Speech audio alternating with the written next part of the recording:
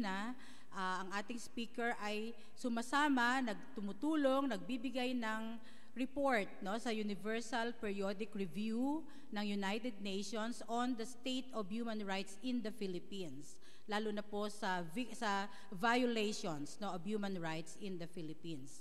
So, kung merong isang organization at mga taong hindi nagbabago ng kanilang pagmamahal at pagmamalasakit sa Pilipinas, lalo na sa mga dukha at mga nangangailangan at naging biktima ng human rights violations in the Philippines, isa po ang karapatan national ang isa sa pinaka consistent sa kanilang pagbibigay ng kanilang panahon at commitment para sa mga victims ng human rights. So ngayong hapon, let us welcome our resource person to give us the human rights situation in the Philippines. Let us welcome Miss Tina Palabay, Christina Tinay Palabay.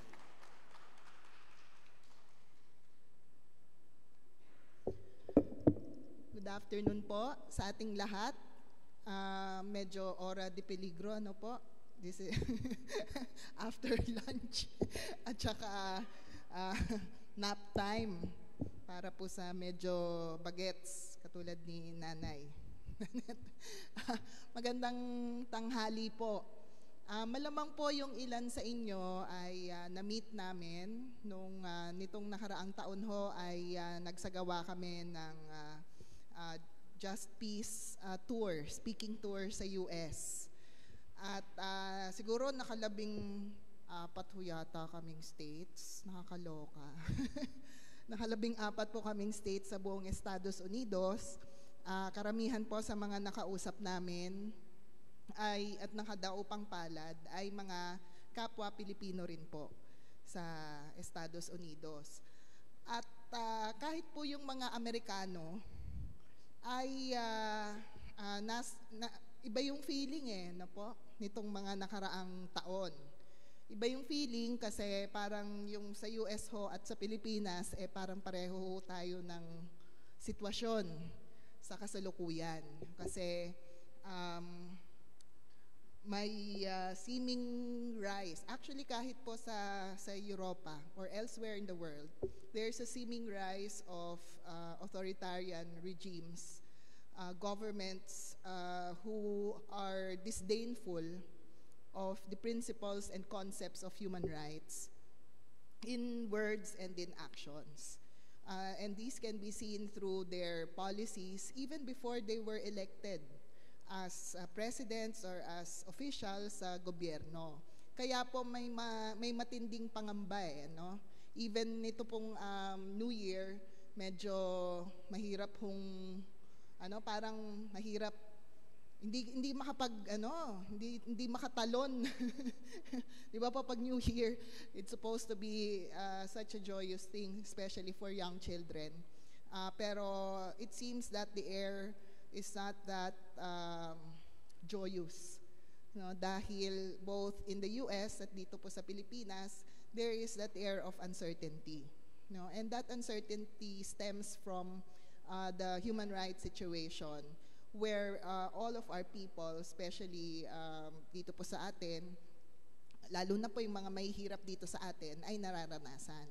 Pag pinag-usapan po natin ng human rights situation, we cannot just be looking at one aspect. Ang sabi nga po, para po kay this is also addressed to President Duterte and PNP Director General Bato.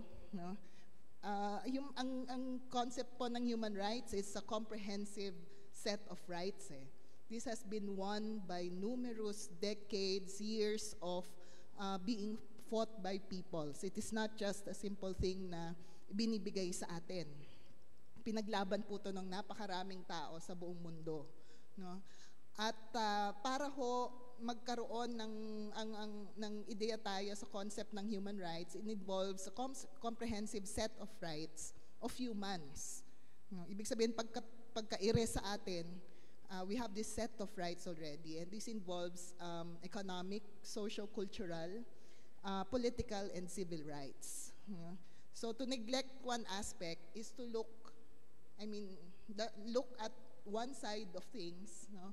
But not totally. We have to look at a whole set of rights. How are we enjoying these rights?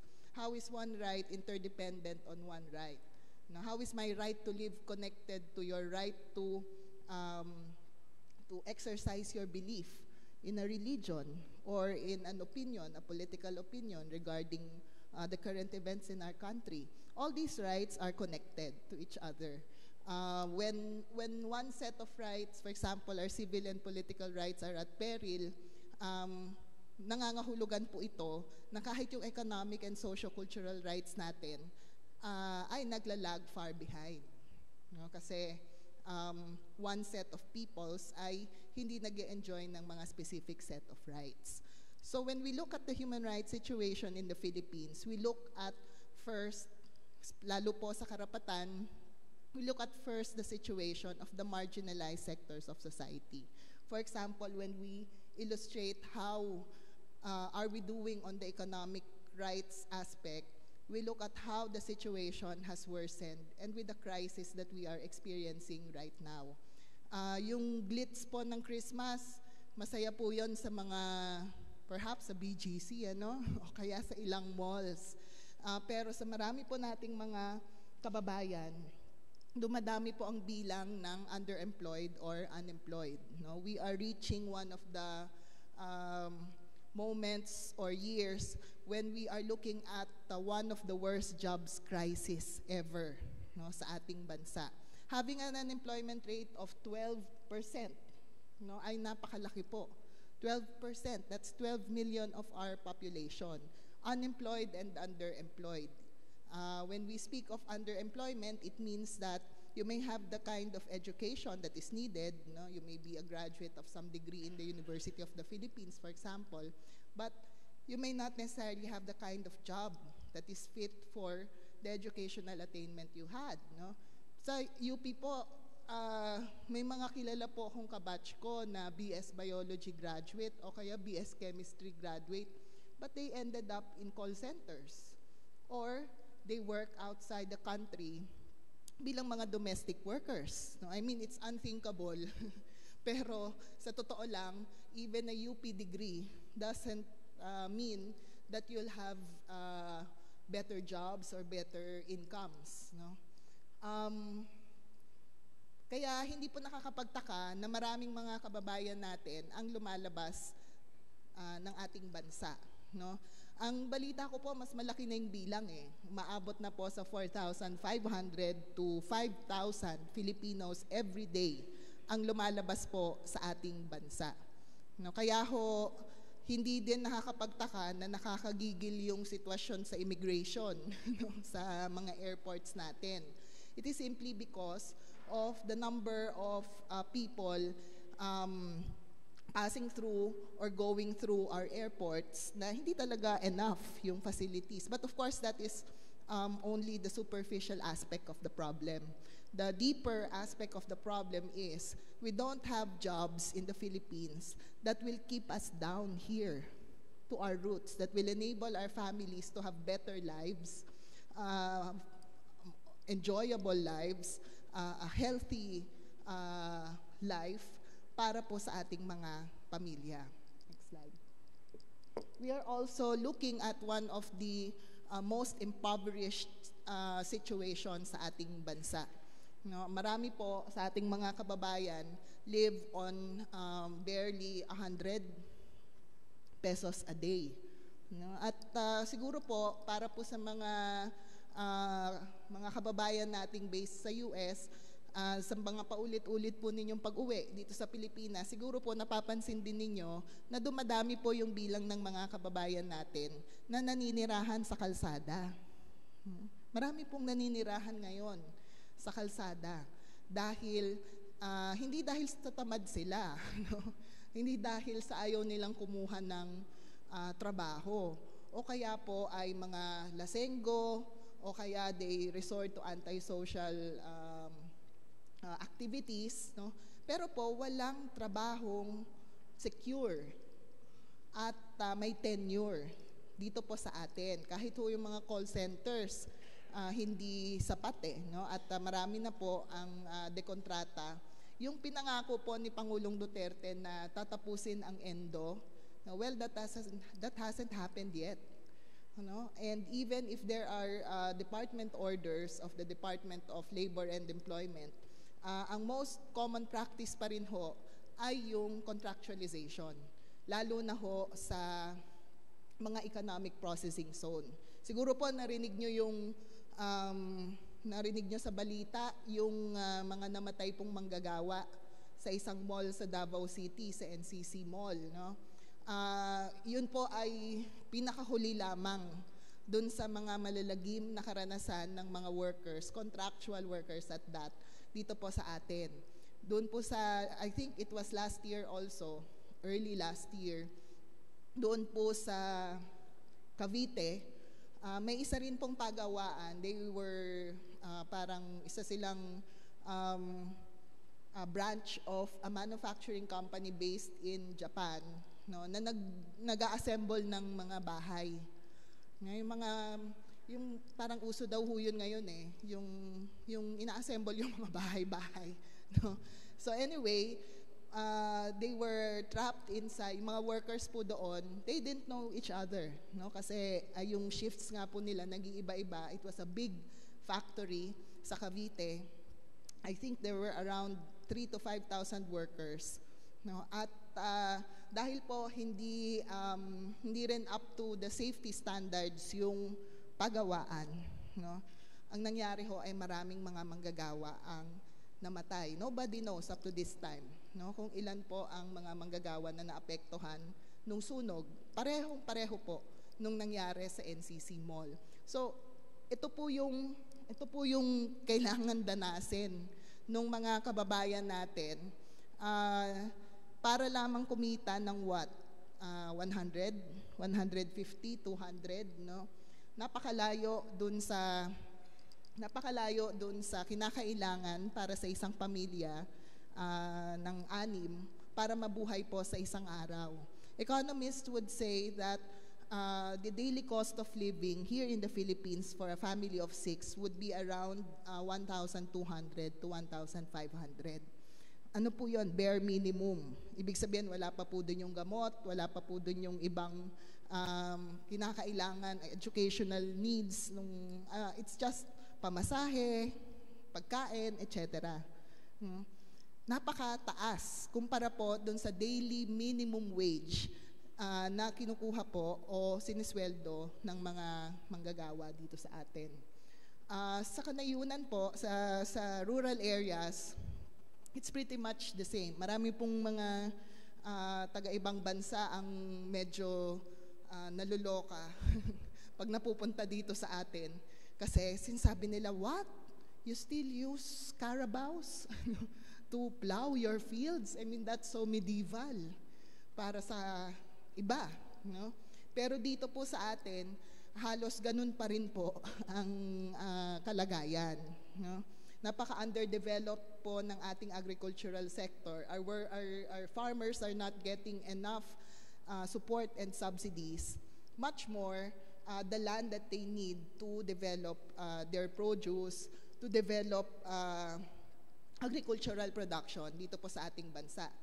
Dito nga po, mas mura ang jasmine rice ng Thailand o kaya Vietnam kesa po doon sa bigas na pinoproduce sa Central Luzon. No, di po ba? It means that how our policies have been liberalized for so long have denigrated the lives of our farmers. Okay, wala naman pong problema kung mura ang mga produkto. Ang problema po doon, yung mga magsasaka natin ang nasa losing end. They don't get enough support from the government. So they get smaller piece of the pie, kumbaga. Pag farm gate prices ang pag-uusapan sa bigas, for example, 7 out of 10 Filipino farmers till the land which they do not own. Hindi po sa kanila. Yung akin pong mga lolo't lola na napagtanto ko lang nitong huli sa tinagal-tagal po nilang nagtatanim ng tabako sa Ilocanja, doon po sa lugar ni dating Pangulong Ferdinand Marcos, hindi pala sa kanila yung lupa na kung saan nag-aano sila ng tabako. Marami po ang ating mga kababayan na ganon. Marami rin po, ekta-ektaryang lupa ang pinagmamay-arian ng mga malalaking plantations. Yung dole, ang uso po ngayon yung cassava, gimilina, at saka palm oil plantations, not only in Mindanao, pero po kahit sa norte, dito po sa Cagayan Valley. No, may epekto po to sa quality ng soil. No, at the same time, yung lupa po na dapat po ay mapunta doon po sa ating mga magsasaka ay ina-occupy ng mga malalaking plantations na not necessarily ay nagbabayad ng tama sa kanilang mga manggagawa. Next slide. Sabi nga po nila, ang tawag doon, nito parang hindi na applicable yung buti pa ang pera may tao. Ang tao walang pera. Pero nito pong nakaraan, wala na rin hong tao yung pera no? Nawala yung nawala yung tao Pero swerte na ho kung meron nga hong pera yung tao, no? Pero po may mga tao talaga dito po sa atin na sa totoo lang, ako po kasi I come from a middle class family. Siyempre, may mga gusto rin pong luho yung pamilya, pero hindi ko po talaga ma-imagine why people would need a house this big, for example, for a family of 3. Yung luho, yung concept po ng wealth sa atin, it has become so, it has eaten us up no? At sa marami po nating mga kababayan, it's not enough to have 1 million or even 1 billion pesos.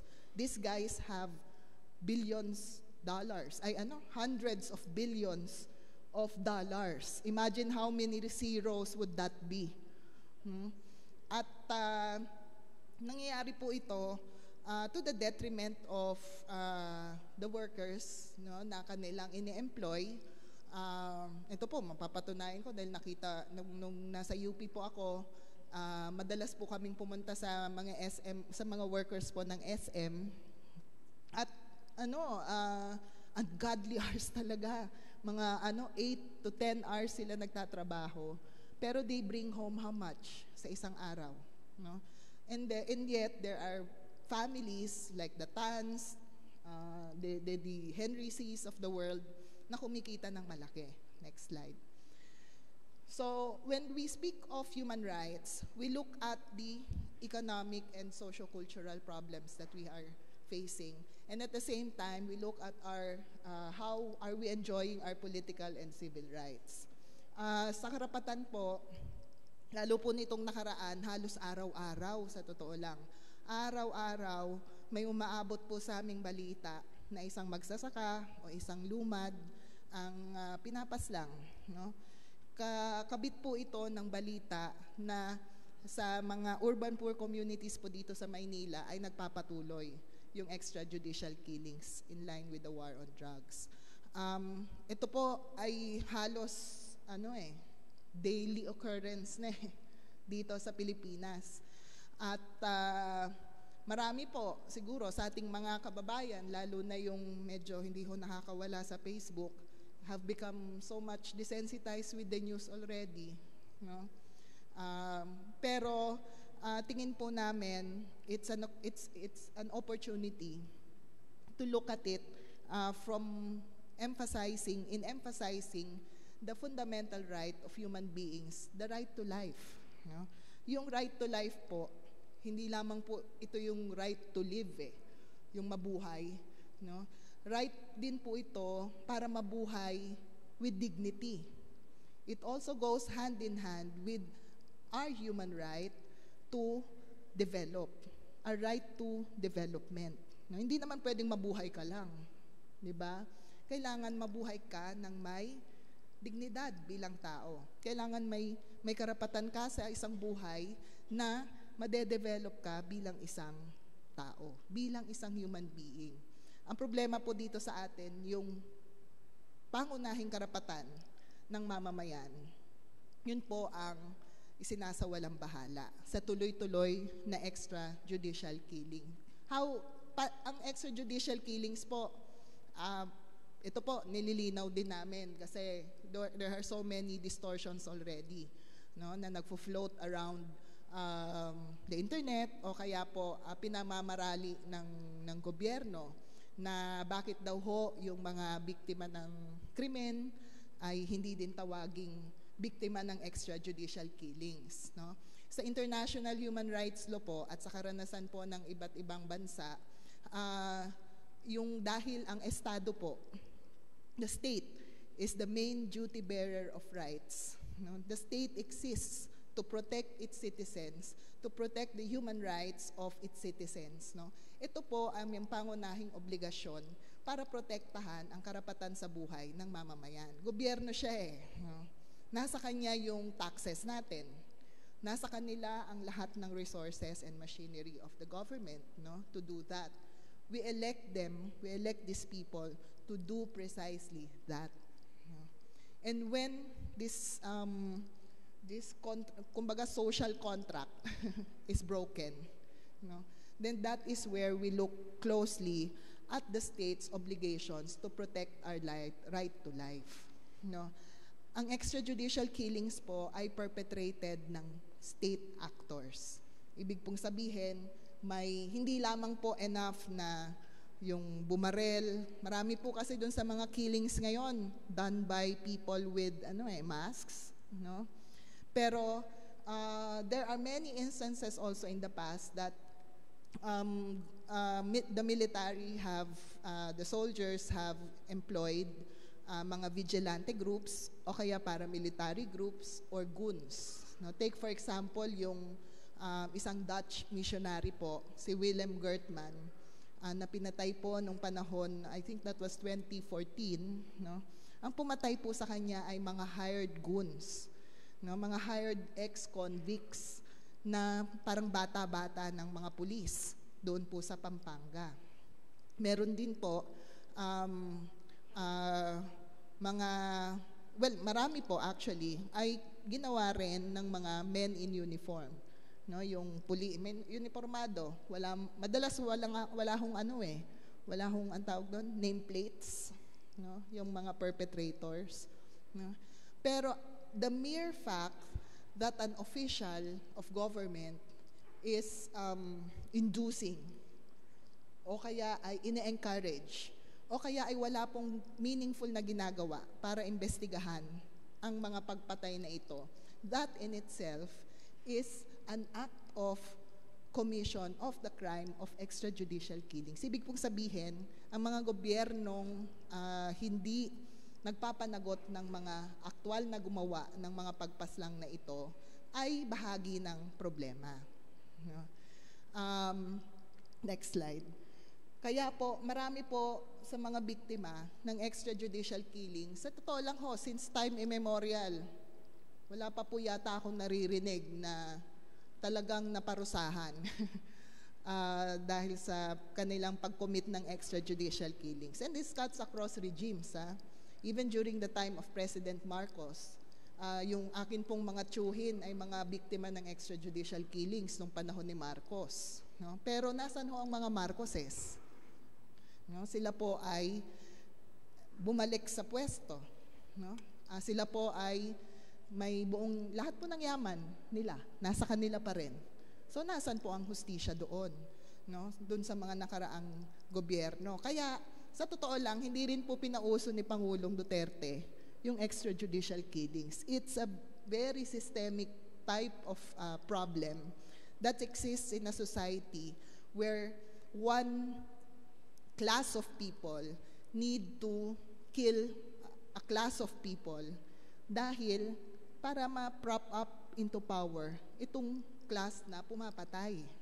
No, yun po ang nakakalungkot dito sa ating bansa at estado ng karapatang pantao. Ang pinakahuli pong biktima ay si Father Tito Paez.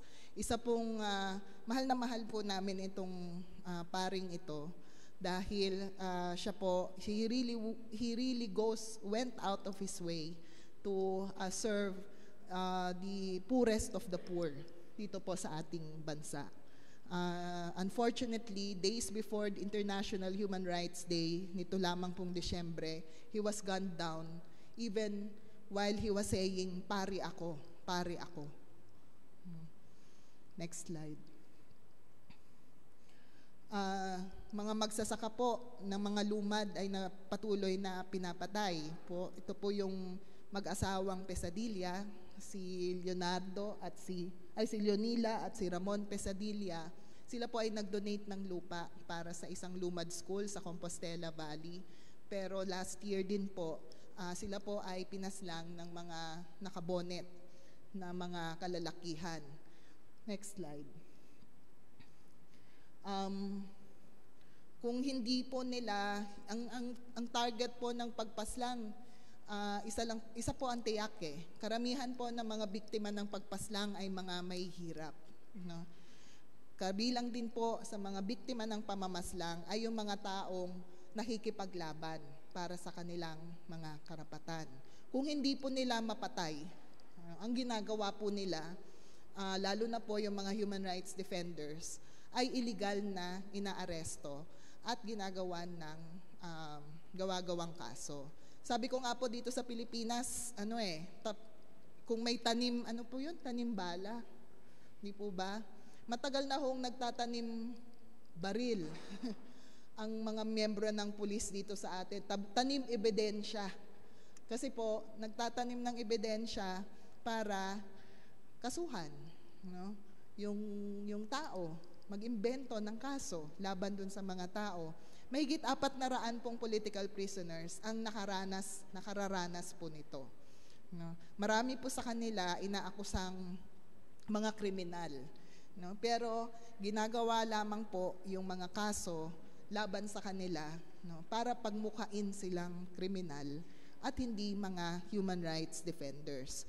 Yung isa pong environmental activist na kasama po namin, si Sherwin De Vera, ay inaresto po nitong nakaraang December at finailan ng kaso. Ang dami po, napakaraming kaso. No?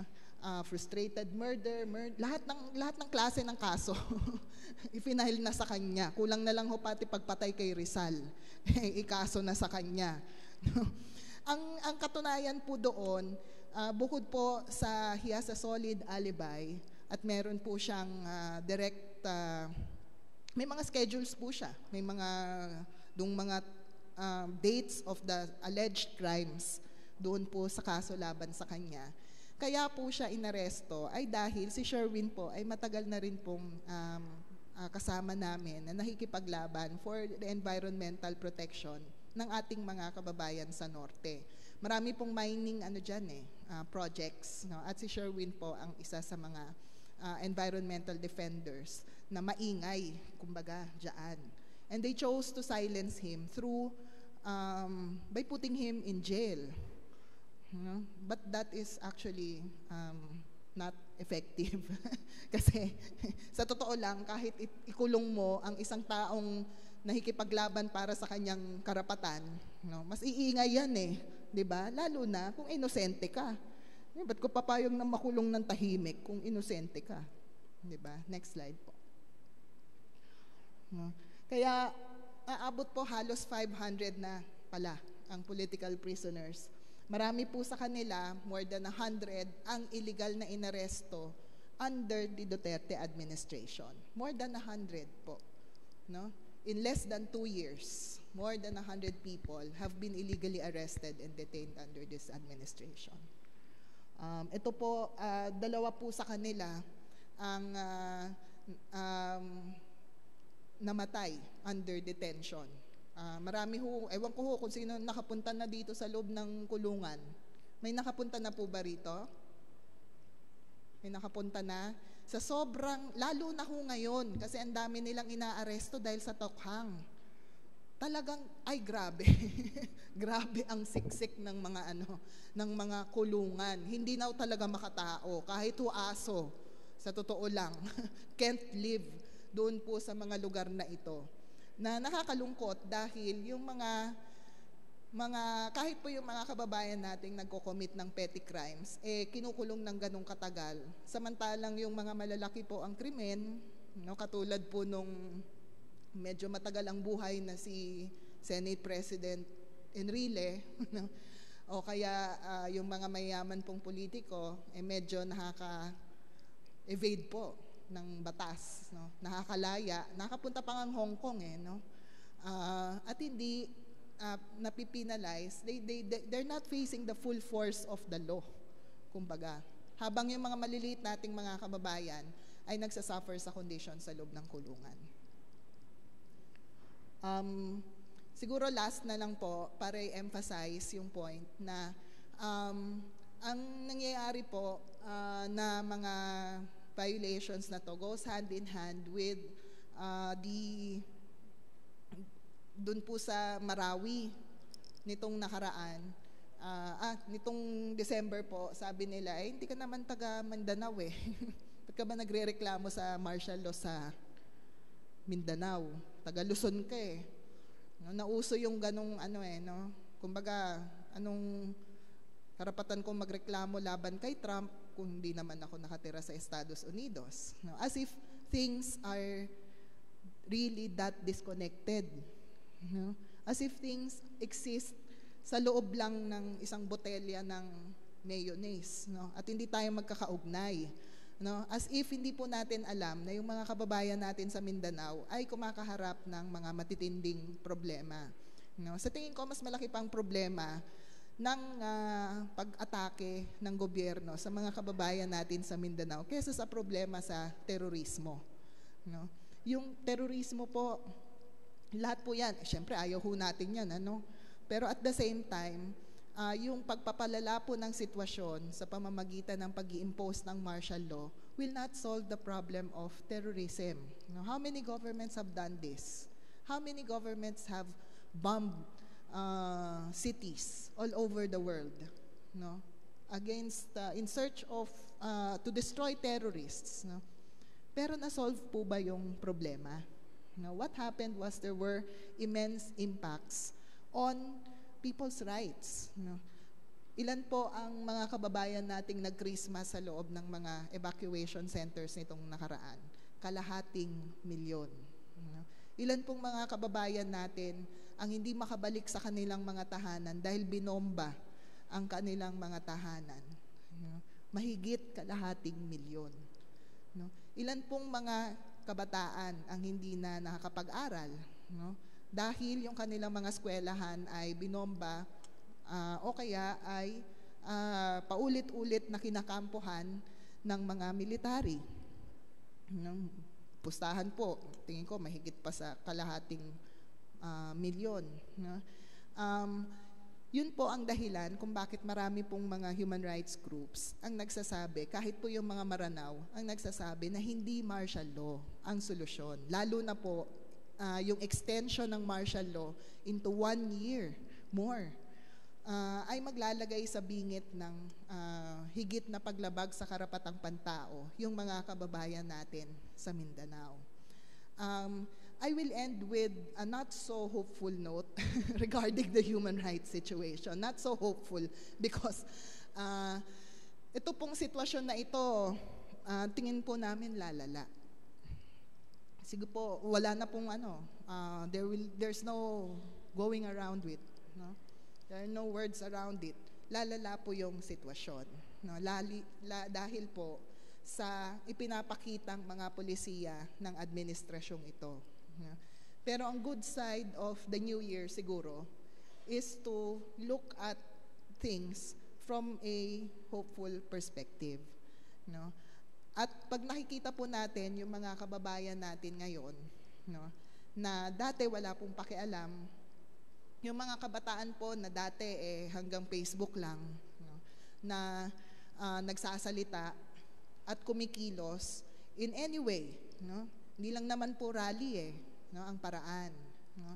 Pero in any way that they can help out people in need, people who have been deprived of their rights, dun po natin makikita kung gaano ka-hopeful ang susunod na taon na ito. I'm hopeful, and perhaps the Philippines is the third happiest country in the world despite of President Duterte and despite of the sad situation that we are in. I think we are the happiest people in the world because of the type of optimism that we have, the type of, ang mga Pilipino kasi palaban eh, di ba? Kahit na ingud-ngud mo talaga sa lupa, kahit anong mangyari, the underdog in us will bring out always the fighters in us. And that is, I think, the message of hope that I'd like to remind all of us, especially in the coming years to come. No? Not all is dreary and weary. No?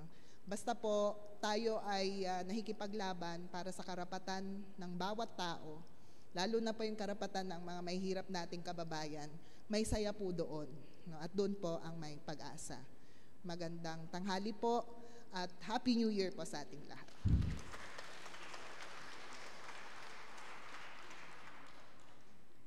Maraming salamat po, Ms. Tinay Palabay. Sa mga late, si Ms. Tinay ay ang Secretary General ng Karapatan, isang human rights organization dito sa ating bansa.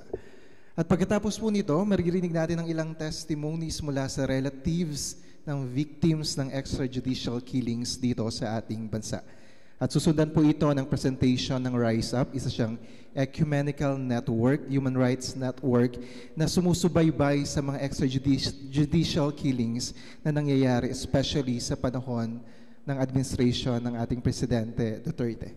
Ito'y nabuo, noong marami nang napapatay, at marami na tayong nakikita na pagbatay sa news natin, So, magpe-present po niyan si Deaconess Rubilin Litaw, Diaconessa ng United Methodist Church, at kasama po ang ating Deaconess Norma Doliaga. Maraming salamat po.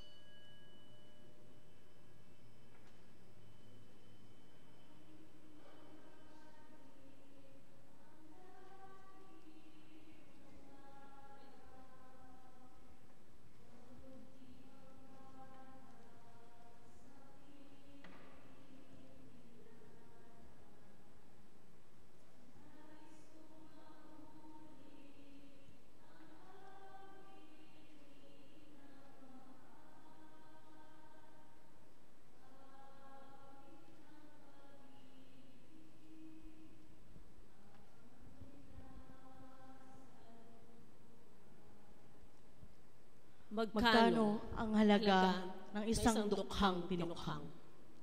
Itinapon sa pusali, binusalan ang bibig. Natagpuang nakangudngod sa basurahan o damuhan, nakabuligta sa putikan. Mga sinabitan ng karatula, drug pusher ako, wag tularan. Sa sulok na pinagpipistahan ng uod, daga at ipis. Walang halaga ang mga dukha. Walang halaga ang mga dukha. Sa mga dugoang kamay sa pamamaslang, walang halaga ang dukha. Sa mga nagpipista sa kanilang bangkay. Laging nakikipagtawaran ang mga dukha. Mula pagkain, tirahan, serbisyong panlipunan. Laging nakikipagtawaran ang mga dukha. Sa pwesto sa tirahan, sa paaralan, o anumang lugar.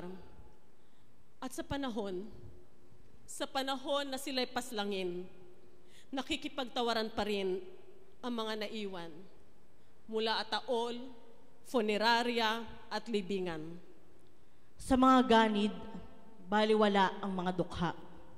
Ni katiting na habag ay di sila magpaparaya. Kaya maski pagluha at pagluluksa ay kailangan pang ipaglaban dahil nakikipagtawaran pa upang paglamayan ang mahal sa buhay. Ang mapang-aping sistema, Walang pagturing sa mga dukha, palibhasay hindi sila mabubuhay kung walang mga alipin na inaalipusta. Ngunit hindi lahat ng panahon ay panahon ng pakikipagtawaran. Ngunit di lahat ng panahon ay panahon ng pakikipagtawaran. Di lahat ng panahon ay panlilimos at pagsang-ayon sa kapihan. Walang panahong tahimik, ang bulkan sa kaibuturan ay nagpupuyos. May araw ng paniningil. Sa bawat dukhang kinaladkad at binusalan, pagkat mahal ang bawat dugo, pawis at kaluluwa ng itinuring ninyong basurahan.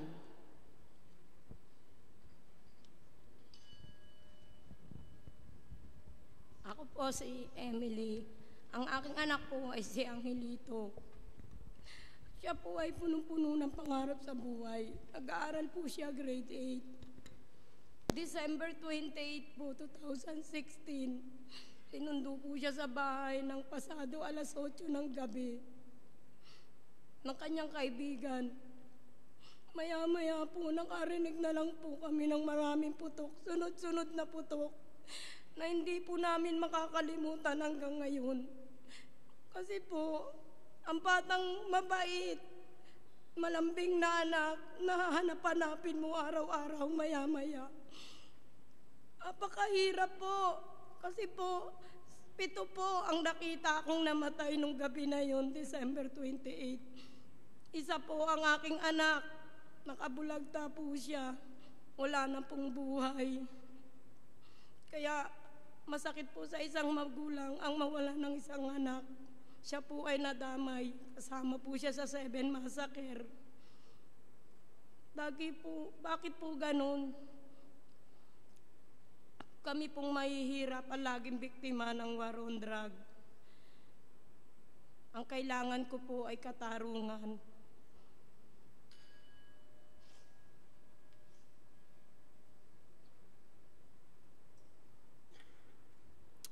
Ako po si Nanay Nanet, taga Novaliches po ako. Ito po yung anak ko, si Aldrin, 32 years old po siya. Isa po siyang welder by profession po. Dalawa lang po ang anak ko. Siya po yung panganay ko, siya po yung panganay kong anak, siya yung kaibigan ko, siya yung tropa ko, siya yung kasama ko lagi, siya yung anak ko. Nagpaalam po siya sa akin, ma, punta ako doon sa isang anak ko po kasi nakatira sa Tondo. Sabi niya, pupunta ako doon, gagawin ko yung aircon ni Abby. Sabi ko, sige, tulungan mo yung kapatid mo. Tapos po, October 2, 11:30 ng gabi, eto na po siya.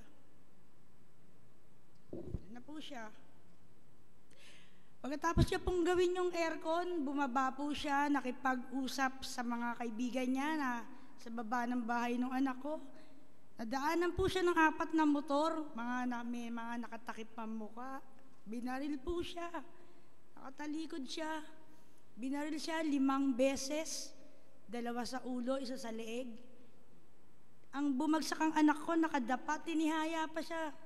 Binaril pa siya ng 2 sa dibdib. Walang iya sila. Mga kriminal sila. Araw-araw ako nagagalit. Naubos na ho yung luha ko. Kasi hindi lang yung anak na wala sa akin.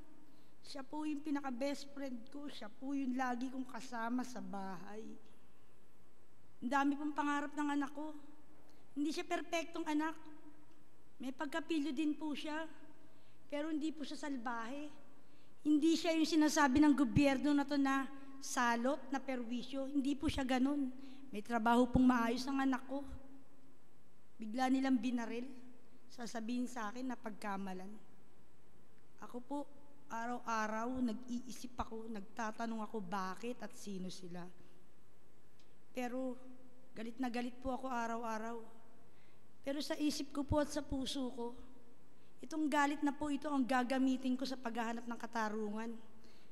Gusto ko po mabigyan ng katarungan ng anak ko.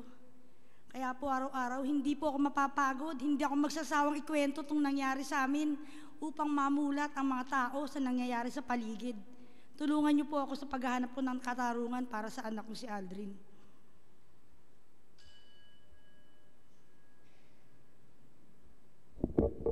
Ako po si Cathy. Stepson ko po si Jan Jezreel David. Tinuruin ko na po siyang anak. Ako na po yung nagpalaki sa kanya. Simple lang po yung buhay namin. Nagtatrabaho po siya bilang hotel room boy. Kadalasan po pag uwi niya nagte-text po siya. Inantay ko po yung text niya. Sabi ko po, baka nalobat lang. Inantay ko yung kanyang pagdating, pero hindi siya dumating. Nalaman namin na na-checkpoint siya sa Binondo. Sinabi, nakakulong sa Station 11. Pinuntahan namin sa Station 11. Pagpasok namin sa kulungan, sinabi ng preso na meron 3 tinokhang dinala sa Delpan. Tignan ko, baka isa yung anak ko doon. Sa pag-ikot-ikot namin sa mga presinto, sinabi po sa amin na pumunta na lang po kami sa puninarya. Sabi ko, bakit po puninarya? Patay na ba siya? Sa puninarya, sinabi po nila, nagpunta po kami. Pinakita po nila yung mga picture ng 3 po nilang pinatay. Isa po doon yung anak ko. Sinalvage po sila. 3 po nung araw po na yun. Pagkatapos po na ilang araw po pagkatapos po ang libing, may dumating po sa aming subpoena. Kinasuhan po nila yung anak ko, frustrated homicide. Pinatay po nila, may kaso pa po.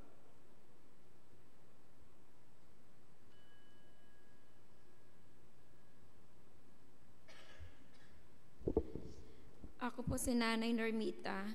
Ang anak ko po si Justin ay may sakit na epilepsy. Nung mga araw na yon, naisip ko, sana isa na lang akong pintuan.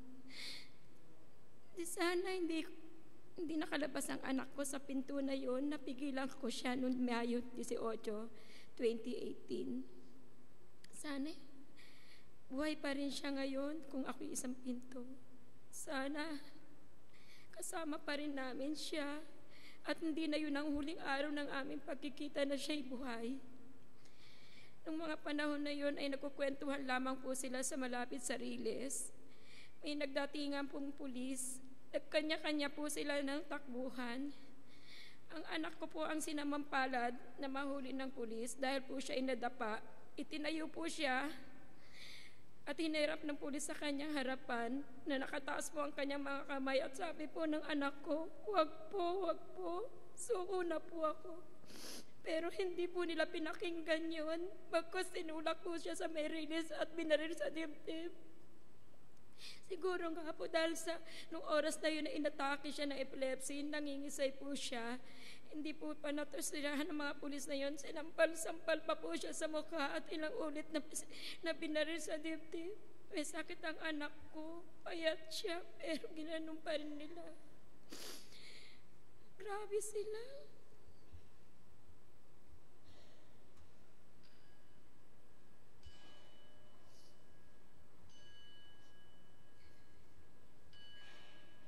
Pero kailangan namin tumindig at hanapin ang katotohanan. Kailangan namin manawagan na itigil ang pamamaslang. Papanagutin natin ang gobyerno nito laban sa war on drugs. Kami, ang bahagi ng Rise Up, nalulungkot kami, natatakot kami, pero kailangan namin tumindig.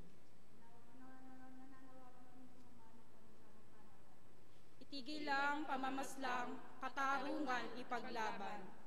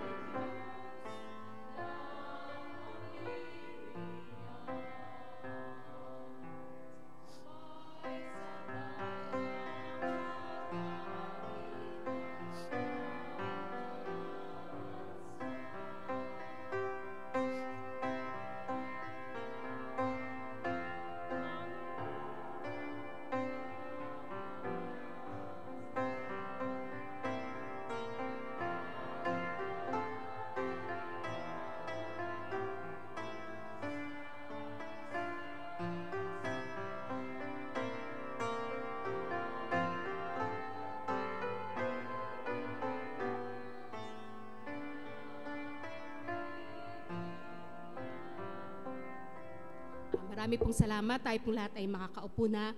At nais po naming sandaling ibahagi sa inyo ang ministry ng Rise Up o yung Rise Up for Life at Rise Up for Rights. Isa po itong ecumenical network of church people at iba pang yung mga human rights advocates na sumunod po, Pastor.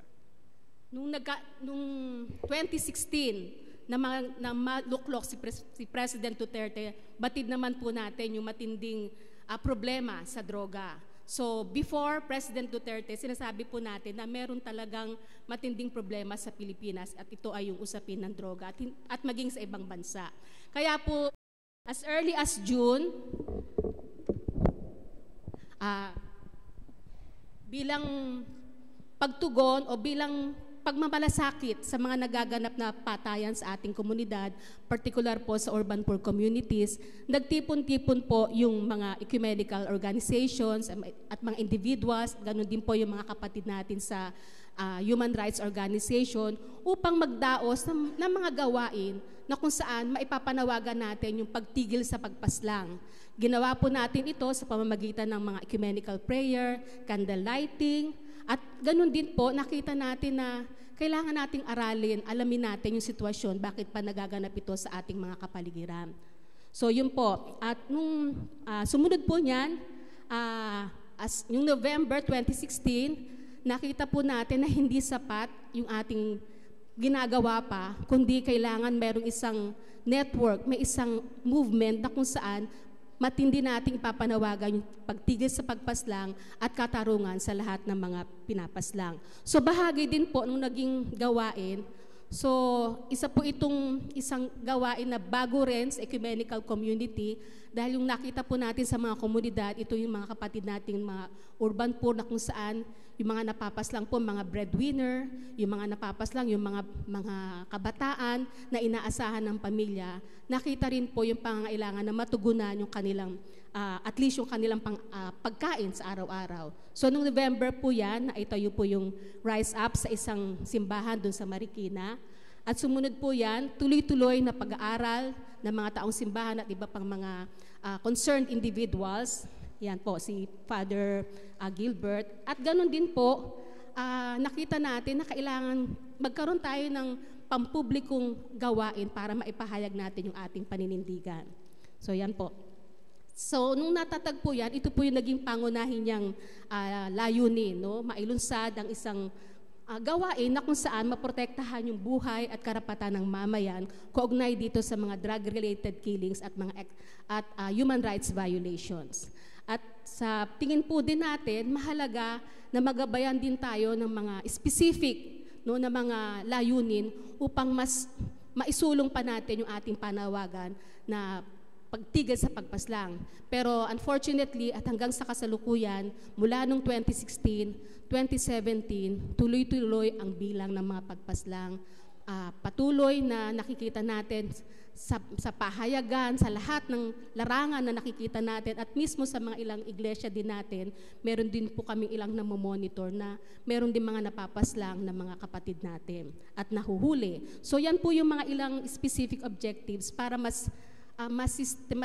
maging systematic yung ating pagtugon, no, tuloy-tuloy na pag-aaral katulad po nito, mga gawain na maipapahayag natin yung ating pinaniniwalaan. At pangatlo din po dyan, nakita yung kahalagahan ng pagdodokumento. At dito po kasama natin yung ating mga nanay na sa buhay na rin po ng Rise Up ay naging kasama namin sila mula noong 2016. Tapos magkaroon po ng alternative program, nabanggit ko nga po yung kanina. Kaya sa bandang likod po, mamaya makikita nyo, may mga nanay po na naggagawa ng turmeric, no? At saka yung kape. Dahil ito po yung naging isa ring konkretong tugon ng Rise Up. Magkaroon ng kaunting livelihood program yung ating mga communities na naapektuhan.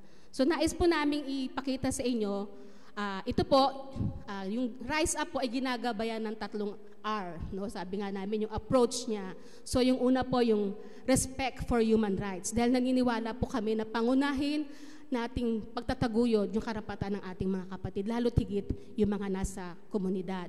So ginagawa po natin yan sa pamamagitan ng ganitong pag-aaral at nagsasagawa rin po ng pakikipag-dialogue sa mga government agencies na sa tingin natin ay ito yung makakapagbigay sa kanila ng katugunan.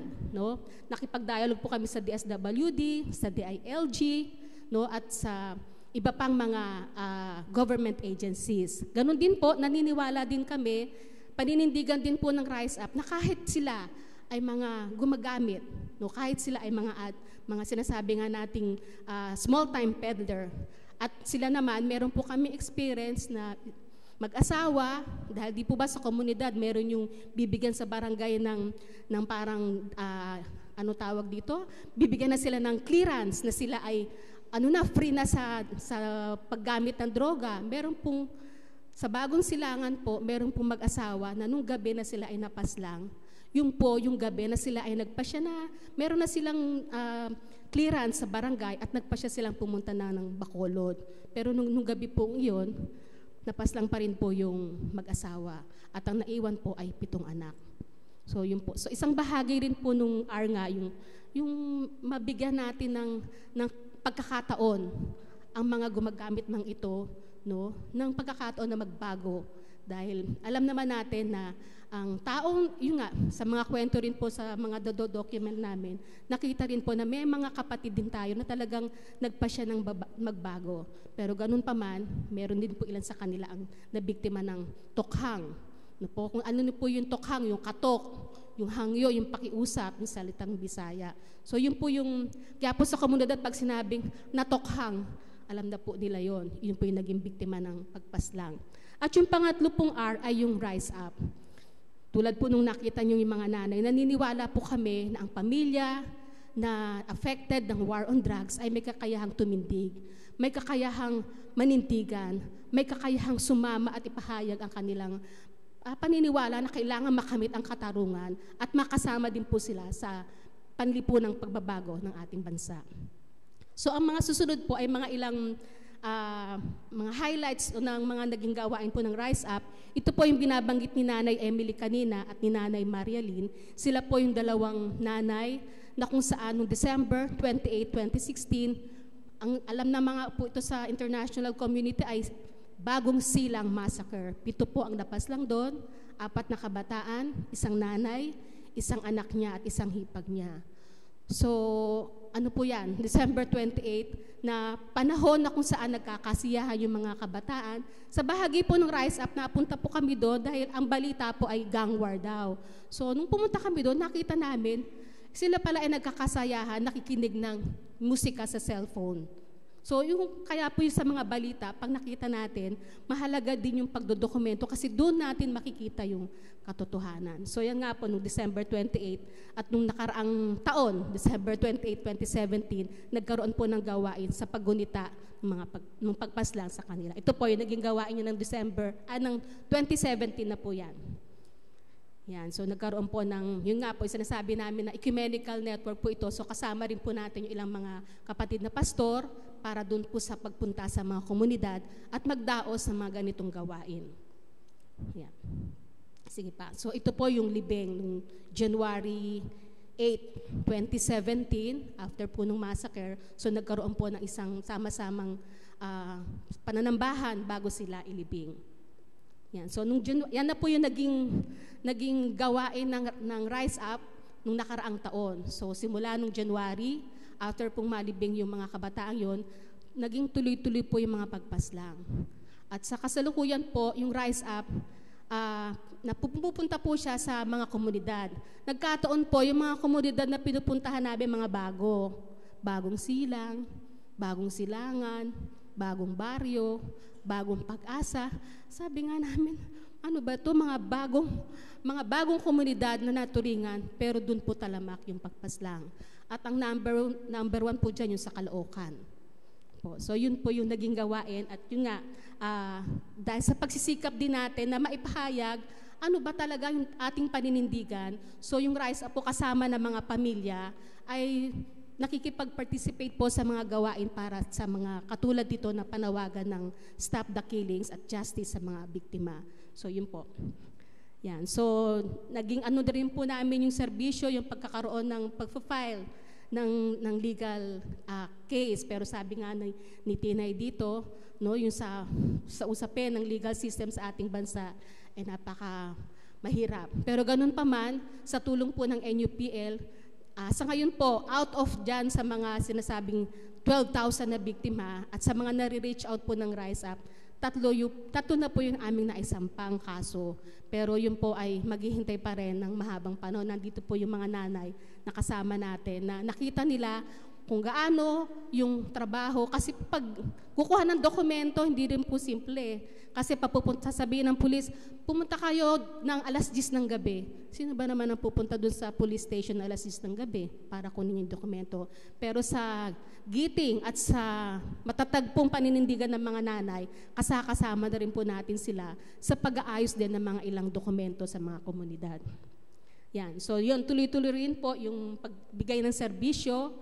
At isa rin, dahil siyempre mga diakonisa, nakita po namin yung larangan ng psychosocial sa mga bata. So nung nakaraang taon po, nagkaroon ng children's camp at youth camp na kung saan tinitipon po dito yung mga bata na kamag-anak ng mga biktima. At may kakaiba po talagang approach na dapat gawin doon. Kaya ano rin po, humihiling din kami ng mga tulong ng mga ibang organisasyon na may expertise sa ganitong klaseng gawain.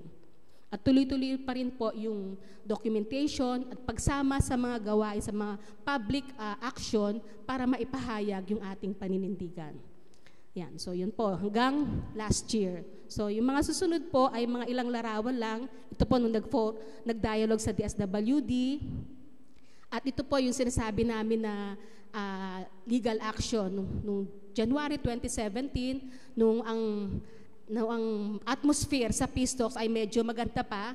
So nagpunta po kami sa Joint Monitoring Committee para maisampa po yung kaso ng mga extrajudicial killings, particular po yung mga nanay. Both sa gobyerno at saka sa National Democratic Front. Sige pa, Pastor, yan. So yan po yung naganap nung January. Tapos ito rin po yung isang naging gawain din po ng Rise Up pag mag-ano po ng kaso, no? Yung first case na sinampa po namin at kahit yung mga sumunod, nagkakaroon po ng panalanginan sa labas. So habang nasa loob po ng ombudsman, yung mga pamilya na nag-file ng case, meron pong gawain sa labas para na ipapahayag natin sa publiko bakit nandoon yung Rise Up. Yan po yung Walk for Life kasama ng mga kapatid nating Katoliko.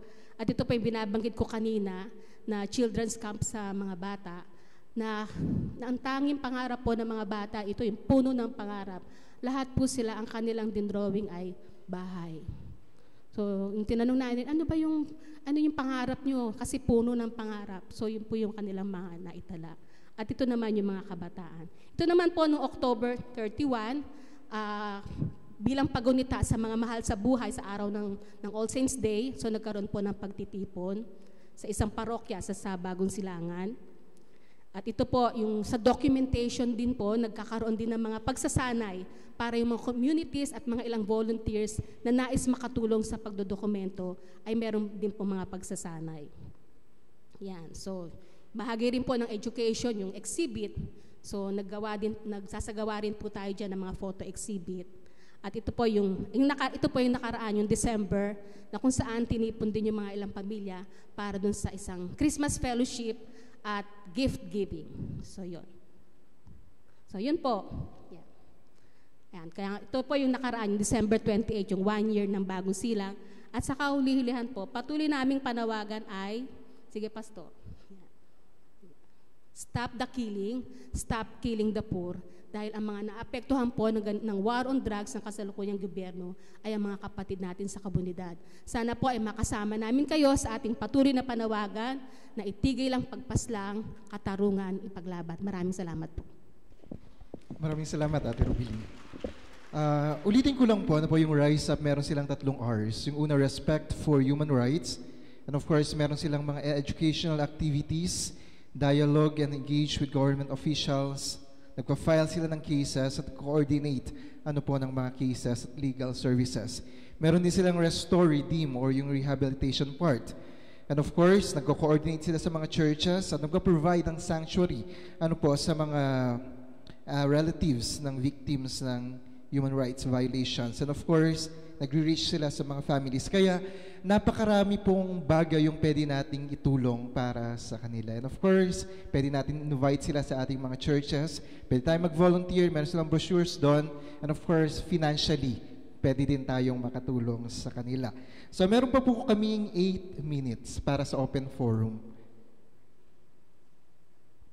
So I think we can just accommodate a few questions. 3 questions maybe. Pwede pong nakidirect kila Ate Rubilin, kay Deaconess Norma, sa mga victims, sa families ng victims ng EJ case, or dyan sa first presenter natin, kay Miss Tinay Palabay. Actually, the question to, no, I think I have to mention my name, Edgar De Jesus, North Carolina Conference. When I was sitting here, I have no words to say. Paano kung anak ko yun? Paano kung ako yung ina doon or ama na nawala ng anak? Kaya gusto ko pong ipaabot sa inyo na kasama niyo po ako at kasama niyo po ang liderato ng NAFAUM board. Kinausap ko po individually sila habang nagpe-present po kayo para sabihin sa inyo na wala po kaming masabi na words, kundi ang nakikidalamhati po kami at gusto po namin ipaabot na kaisa niyo po kami sa inyong paglalakbay sa pag-abot ng hustisya para po mabigyan ng closure yung pong mga pangyayari sa buhay niyo. Also, I have briefly spoke to some of our leadership in the NAFAUM na we will move from the presentation to a call to action. Hindi lang po ito information para sa aming lahat na nakabase sa iba-ibang parte ng Pilipinas at sa ibang bansa. Ito po ay isang panawagan sa amin na siyasatin namin yung sarili namin na kung paano namin gagamitin yung aming role bilang mga followers ng Christ para po mag-isa kami dun sa mga ginagawa nyo already sa Rise Up at saka sa Karapatan. So I just want to thank God na nandito po kayo because you already moved this NAFAUM Convocation from conversation to an action. Salamat po. Salamat. Meron pa po bang gustong magbahagi, magtanong?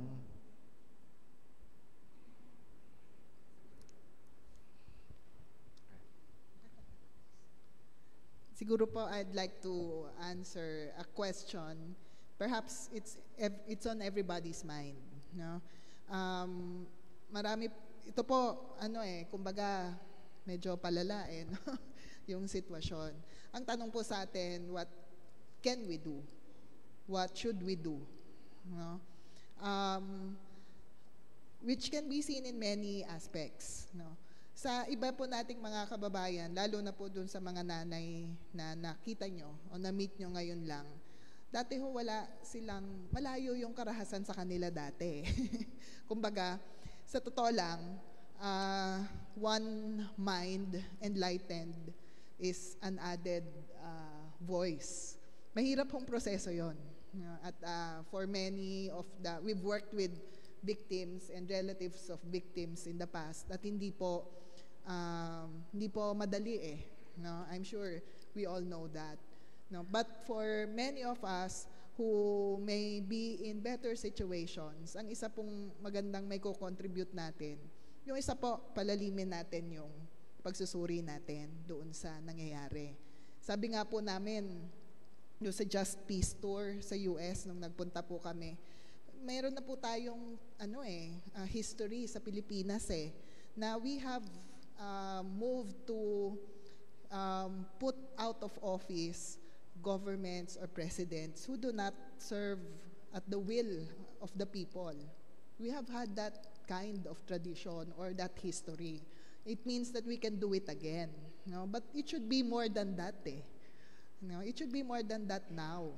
lalo na po yung sistema ng lipunan natin ay mukhang nagde-deteriorate. It should be more than just constitutional changes. It should be more than just mere palliative solutions.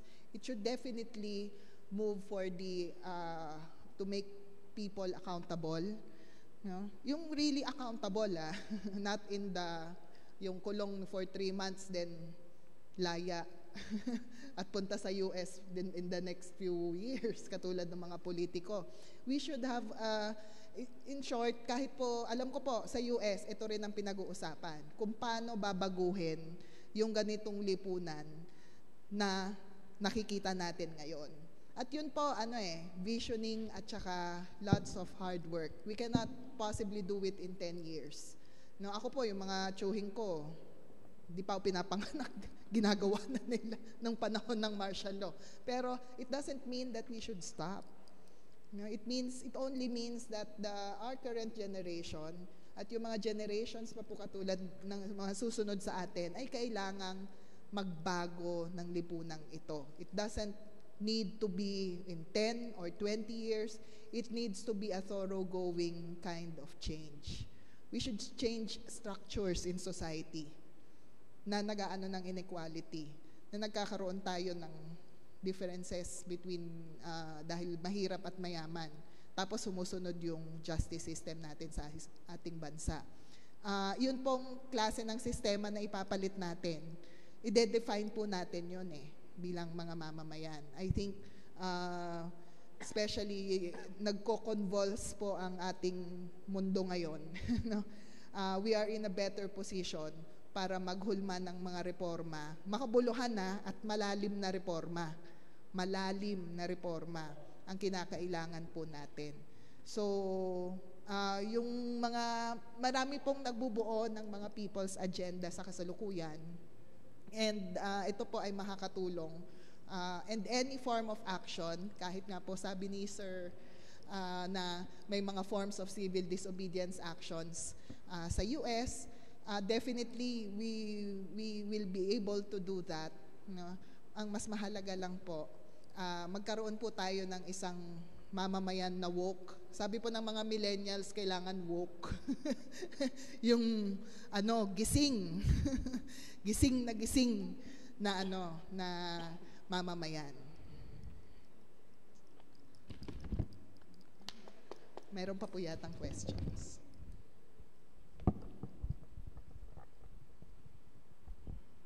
This is very informative, especially sa amin na from the United States, we don't really get this information. So I was just wondering, because this is very educational and very informative for us, how do we transpire this message? How do you transpire this message to other people? If we didn't come here, we're not going to find out about this. So papaano ho natin maipapalaganap ang ganitong mga sitwasyon sa mga taong wala dito sa Pilipinas? So, yun ang tanong kong isa, kasi UN is a big, pupunta kayo doon, and we don't know that you're going there, so we don't really get the message. So, yun ang una kong tanong. Kailangan na ma-educate at ma-share sa buong Pilipino, hindi lamang dito, kundi sa ibang mga bansa. So, mahalaga po yun. Pangalawa, what can be a concrete action na magagawa namin na nandoon sa Amerika? Can someone from the team answer that? Or yeah. Salamat po sa tanong. Kami rin po, hindi po namin alam yung lugar nila until nagpunta kami. Until we sought for them. Hinanap namin ano yung address, hanggang pulis pa yata na pagtanungan namin hating gabi. Kasi po, Pinas lang, ano ba to? Ano nangyari? Kapaskuhan. Kaya hinanap. I think the message of that experience is, let us visit the communities. Let us make a purposeful program for our young, especially the young ones, for the theologians, to visit the communities, to arrange a visit and listen to their stories. Yun po yung nakita po namin isa sa paraan para yung gospel truth from the ground will be heard. Tapos po, syempre, talaga naman po napakalayo. Pwede na rin po in practical side, we will collect the stories and let these stories be told. Ilan po tayo naririto ngayon, parang evangelism class natin sa Harris, kung 10 tayo o kung 15 tayo, kung 100 tayo, ibahagi natin yung kwento at gawa po tayo ng isang purposeful program. So, palagay ko po yung mga nanay, umabot na po na ang kahilingan nila ay katarungan, kinakailangan, may spread natin yung news at ma-shake natin mismo yung faith resources natin so that we could respond accordingly. Wala po kung ibang payo, kaya 1, 2, 3, 4, 5, pero po mahalaga, let the word be incarnated by us going to their communities. Visit them. Let us make a program, magbisita rito, makipag-converse, o kaya naman, kung sa hindi maaabot, pwede tayong gumawa ng project, yung stories of their lives, narrative of their lives, so that they'll be able to know who these people are, tsaka yung mga, kung ano mga academic discussion na bibigyan ng buhay sa pamamagitan ng kwento. Salamat po. Let me just say a little bit. We do have a little communication network in America, NAFAUM, Facebook. Si Norma, si Darlene, yun ang mga source of information ko. Pag dumarating ang mga source of information, pinupost ko doon. And yeah, we have little, may mga responses from our community, but just want to let you know, we will continue. I think we have to do more. Right? Alam na ni Ellen na to make use of those information we post on our Facebook. Ngayon, let me see, mayroon bang mag-respond? Yeah, okay. So, at this time, we'd like to call on Karapatan and tawagan mo. I-recognize po namin in behalf of the NAFAUM family, Karapatan and Rise Up for Life and for Rights Network, PCPR, as the resource speaker on the Forum on Human Rights and Just Peace at the first convocation outside the United States, the historic Balikbayanihan 2018, held at Central United Methodist Church, Manila, Philippines, on January 3 to 6. Ito po ay aming way of just thanking God for blessing us, the Karapatan. Pwede po bang tanggapin niyo po ito at amin pong bigyan ng palakpak ang inyong presensya. Praise God. Thank you so much. Thank you. Dito.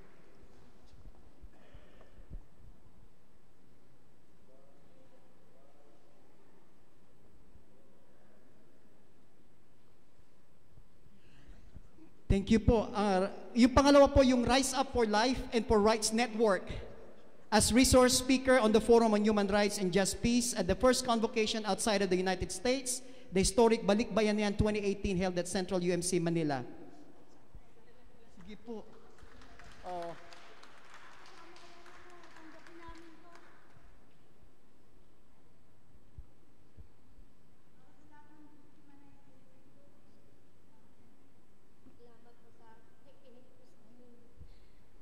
Nangyari po sa amin. Maraming pong salamat sa pakikinig niyo po. Lamang po. Thank you po. Marami pong salamat. Aldrin, para sa ito. Thank you po.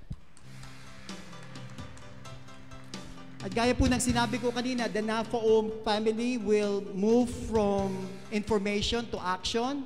Nag-usap na po kami individually with the NAFAUM board. We will do something on the long term to support your ministry and the work that God is doing to the Karapatan and Rise Up. Workshop session. I invite now the representative from the Board of Church and Society to come. They will be on room number 1, responses to human rights violation and extrajudicial killing. Pwede po bang pumunta rito yung ating head nung mag-lead ng workshop natin sa Board of Church and Society, Philippine Central Conference. Okay. Lahat po na nag-register on workshop number 1, that will be room number 1. Okay? Dito. Okay. Ito po yung guide. Sa yung guide. Yung Missional Church Leadership Training number 2 ay dito po. Somewhere here.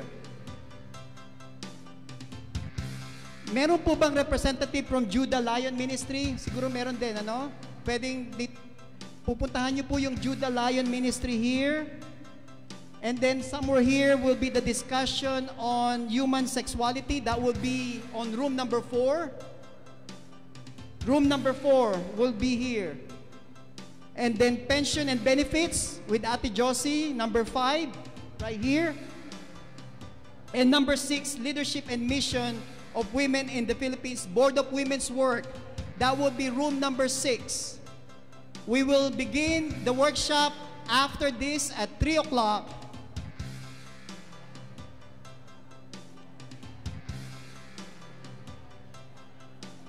At babalik.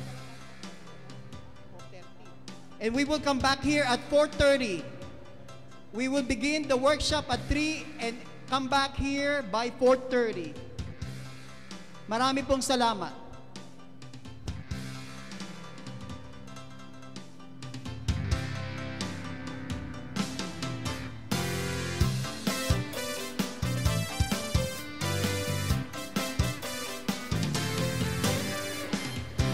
Wala nang hihigit sa kalwalhatian mo. Sino pa ang papantay sa kapangyarihan mo? Tagumpay kang hari, banal at totoo, kailanman. Oh, Jesus, dakila ka, luwalhati. Oh, Jesus, dakila ka, luwalhati, hallelujah. Oh, Jesus, dakila ka, luwalhati, hallelujah. Oh, Jesus, dakila ka, luwalhati, hallelujah. Wala nang hihigit sa kalwalhatian mo. Sino pa ang papantay sa kapangyarihan mo? Tagumpay kang hari, banal at totoo, kailanman. Oh, Jesus, dakila ka, luwalhati, hallelujah. Oh, Jesus, dakila ka, luwalhati, hallelujah. Oh, Jesus, dakila ka, luwalhati, hallelujah. Oh, Jesus, dakila ka, luwalhati, hallelujah. Oh, Jesus, dakila ka, luwalhati, hallelujah. Oh, Jesus, dakila ka, luwalhati, hallelujah. Oh, Jesus, dakila ka, luwalhati, hallelujah. Oh, Jesus, dakila ka, luwalhati, hallelujah. Oh, Jesus, dakila ka, luwalhati, hallelujah. Oh, Jesus, dakila ka, luwalhati, hallelujah. Oh, Jesus, dakila ka, luwalhati, hallelujah.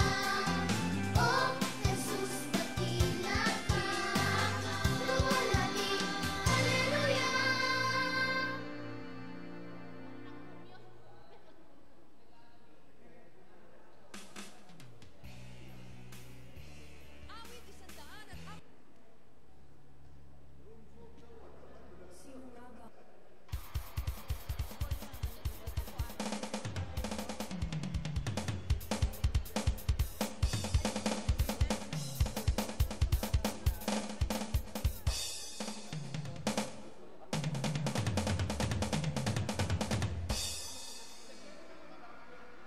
Ito ang oras upang magsaya sapagkat ang Diyos ay ating kasama. Amen! Ang lahat ng nagmamahal sa Panginoon ay inanyayaan kong pumawit at pumalakpak. Itaas natin ang ating papuri at tayo sumigaw ng hallelujah! Kung ikaw man ay may kabigatan at lungkot sa puso, magsimula kang umawit at magpuri sa Panginoon. Dahil sa kanyang presensya mo lamang matatagpuan ang tunay na kapayapaan. Sa kanyang piling mo lamang mararanasan ang tunay na kagalakan. Sa kanyang bisig mo lamang madarama ang tunay na kalakasan. Dahil ito ang kanyang pangako, bibigyan kanya ng lakas tulad ng agila, at ikaw ay kanyang iaangat sa anumang bagyo o pagsubok. Kaya inaanyayahan kitang patuloy na mag-alay ng papuri sa ating Panginoong Jesus, dahil sa piling niya ay may galak. May galak, may saya, may tuwa sa piling ng Diyos, sapagkat hirap ng puso ay naglalaho. May awit, may sayaw, at papuri para sa Diyos, na hatid ng pusong pinagpala niyang lubos. Handog niya ay kapayapaan, handog niya ay kagalakan, handog niya ay kalakasan sa bawat pusong napapagat. Kaya ang awit ng papuri, awit ng pasasalamat, at ang awit ng pagsamba ay para lang sa Kanya. Sino po ngayon ang nakakaranas ng pagpapanibagong lakas habang nagpupuri sa Diyos? Lahat tayo pumalakpak at ihayag na sa piling niya ay may galak, may saya, may tuwa, sa piling ng Woohoo! Sapagkat hirap na puso ay naglalaho. May awit, may saya, at papuri para sa Diyos, na hatid ng pusong pinagpala niyang lubos. Handog niya ay kapayapaan, handog niya ay kagalakan, handog niya ay kalakasan sa bawat pusong napapagat. Kaya ang awit ng papuri, awit ng pasasalamat, at ang awit ng pagsamba ay para lang sa Kanya. Handog niya ay kapayapaan, handog niya ay kagalakan, handog niya ay kalakasan sa bawat pusong napapagat. kaya kami magpupuri sa iyo, Panginoon. Salamat sa pag-ibig mo. Woo! At ang awit ng pagsamba Ay para lang sa Kanya. Ay para lang sa Kanya. Ay para lang sa Kanya. Ay para lang sa Kanya. Papuri sa Kanya na nagbibigay sa atin ng lubos na tagumpay.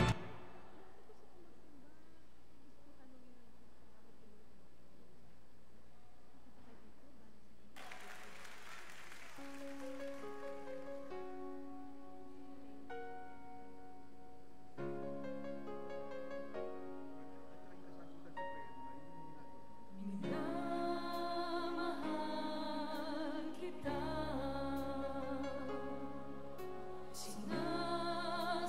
sinasampan kita, sa aking buhay ay ikaw ang nagbigay kahulugan. Minamahal, sinasamba kita. Ating ihayag ang ating taus-pusong pagmamahal sa Diyos na sa ating nagbigay buhay. Minamahal kita, Panginoon. Minamahal kita, sinasamba kita, sa aking buhay ay ikaw ang nagbigay kahulugan. Minamahal, sinasamba kita.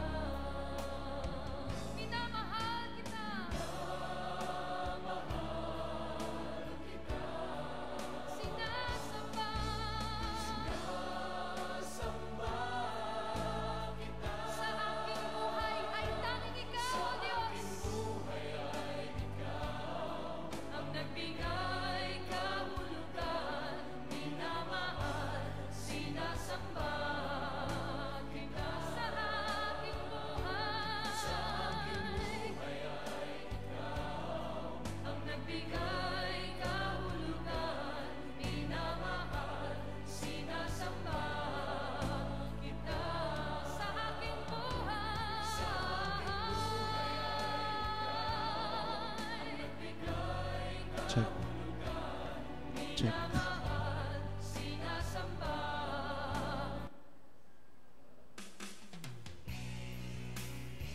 Awit 145, talatang 1-3. Ang kadakilaan ng Diyos ko at hari, aking ihahayag. Di ko titigilan magpakailanman ang magpasalamat. Aking pupurihin, pasasalamatan siya araw-araw. Di ako titigil ng pasasalamat ng magpakailanman. Dakila si Yahweh, at karapat-dapat na siya'y purihin. Hallelujah! Dakila ka, aking Diyos! Sama-samang umawit! Tara na! Wala nang hihigit sa kalwalhatian mo. Sino pa ang papantay sa kapangyarihan mo? Tagumpay kang hari, banal at totoo, kailanman. Oh, Jesus, dakila ka, luwalhati, hallelujah. Oh, Jesus, dakila ka, luwalhati, hallelujah. Oh, Jesus, dakila ka, luwalhati, hallelujah. Oh, Jesus, dakila ka, luwalhati, hallelujah.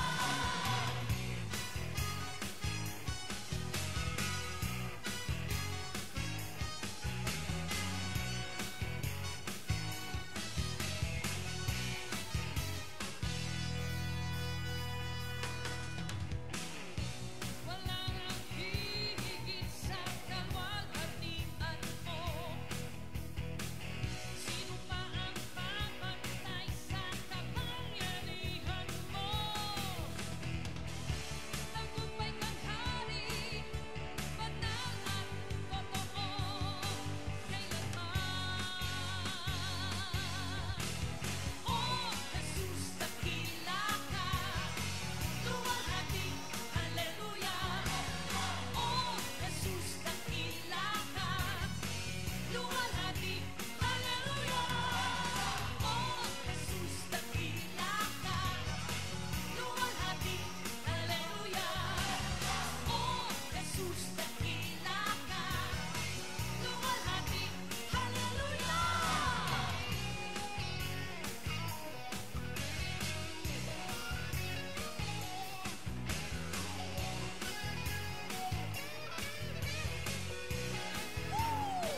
sige pa!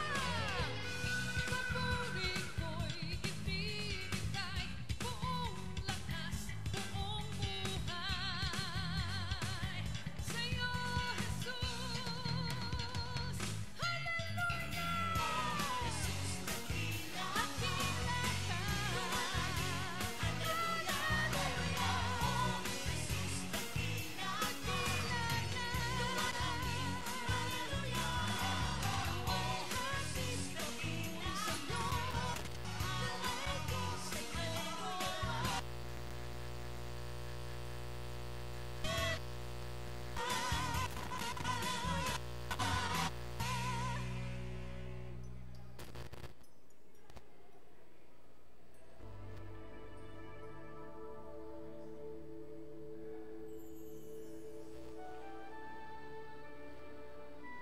Higit sa lahat ng uri ng pagpapalay, Ikaw ang aming nais, Panginoon. At kailanmay walang ibang makasasapat sa naising ito. Dahil Ikaw ang yaman ng langit.